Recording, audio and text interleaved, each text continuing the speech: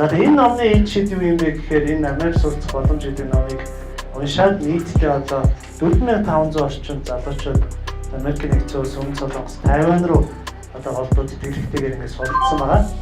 Та бүхэн одоо бас таньж мэддэг хүмүүсийн нэг болох та бүгдээрээ Rocket Bay баяраа гэдэг тийм. Rocket Bay баяраа бол бас манай сургуулийн шугамаар ингээд Америкийн нэгдсэн улсад суралцсан.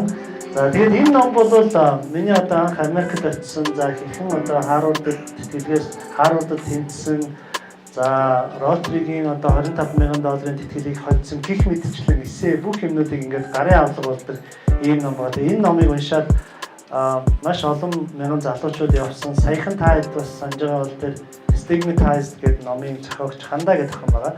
Тэр охин маань тэр бол энийг 10 жилийн өмнө уншаад бүр хатсан ингээд амар ингээд халтар болгоод тэгээд нөгөө Amazon-ын бестселлер болчиход надад номоо авчирч өгдөө.